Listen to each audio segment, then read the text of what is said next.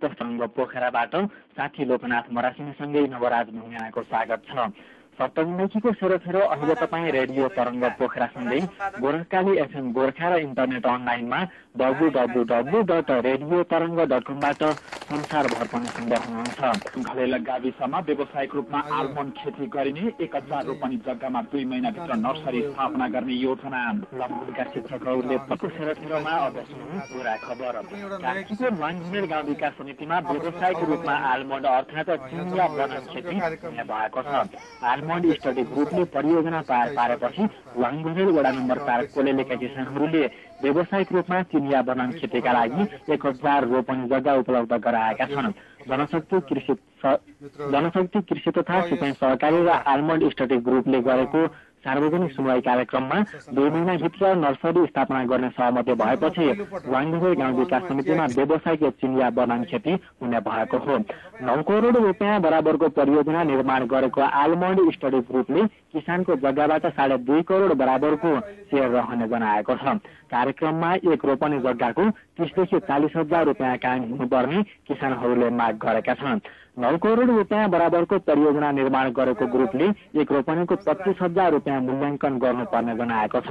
उत्पादन लिनुभन्दा अगाडिको 3 वर्षको समयका लागि वैकल्पिक व्यवस्था हुनुपर्ने किसान युवनाथ लामिछानेले बताउनुभयो। सबै जग्गा परियोजनामा परेका र अरूको जग्गा अधियामा लिएर काम गरिरहेकाहरूका लागि परियोजनाले 25 लाख रुपियाँको राहत कोष खडा गर्ने र सञ्चालनको जिम्मा सहकारीलाई दिने सहमति भएको स्टडी ग्रुपका संयोजक कुसुम केशव पराजुलीले जानकारी दिनुभयो। 5 वर्षका लागि परियोजनाले निर्व्याजी ऋण उपलब्ध गराउने भएकाले त्यो रकमबाट साना परियोजना सञ्चालन गर्न सकिने संयोजक पराजुलीको भनाइ छ। परियोजना अन्तर्गतका सबै काम स्थानीयले गर्दा वार्षिक 34 लाख रुपियाँ बराबरको रोजगारी सिर्जना हुने भएकाले किसानहरूले शङ्का गर्नु नपर्ने संयोजक पराजुलीले बताउनुभयो। कार्यक्रमले व्यावसायिक खेतीको आधार तयार भएको र एकपटक थप छलफल गरेर अघि बढ्ने सहकारीका सचिव कृष्ण दवाडीले बताउनु भएको छ।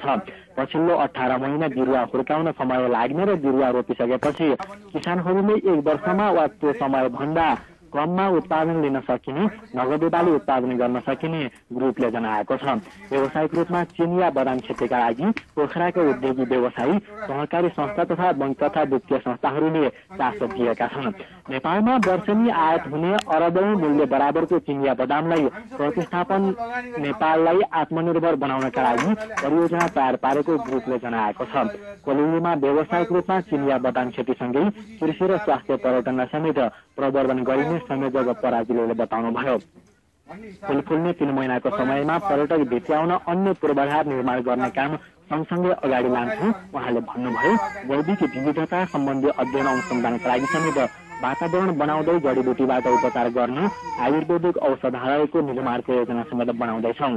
2वटै परियोजना सम्पन्न गर्नका लागि 15 करोड रुपियाँ लाग्ने आलमन्ड स्टडी ग्रुपले जानकारी दिएको छ। खेतीपाती गर्दै आएको अनि चाहिँ त्यो जग्गा दिएर चाहिँ त्यो आलमन्ड खेती हुने हो कि होइन, कहिले हुने हो भन्ने तपाईँहरूलाई चाहिँ के भने दुविधाहरू हुनसक्छ। त्यसलाई चाहिँ कसरी चाहिँ सल्भ गर्ने, के गर्ने, तपाईँहरूलाई चाहिँ कसरी चाहिँ त्यसमा समावेश गर्ने भन्ने कुराहरू उहाँहरूले एक्सर्साइज गर्नुभएको छ। त्यसअनुसार चाहिँ के भने हामी मिलेर अगाडि बढ्यौँ भने चाहिँ मलाई लाग्छ र चाहिँ के भने यसको चाहिँ माटो परीक्षणको कुराहरू छ, हावापानी परीक्षणको कुराहरू छन् होइन। अब चाहिँ असिनाका कुराहरू आउला, हिउँका कुराहरू आउला, बाँदर लाग्ने कुराहरू, बाँदरले खाने नखाने कुराहरू आउला। ती सबै कुराहरू अहिले चाहिँ विज्ञहरूले भन्नुहुनेछ र चाहिँ म चाहिँ यिनै कुराहरू राख्दै र यस गाउँमा आउनु पाएकोमा र तपाईँहरूसँग भेटघाट गर्न पाएकोमा खुसी व्यक्त गर्दै र सम्पूर्ण पत्रकार साथीहरूको तर्फबाट चाहिँ केही बोल्न पनि अवसर प्राप्त भएको धन्यवाद ज्ञापन गर्दै मेरो बढाइ धन्यवाद।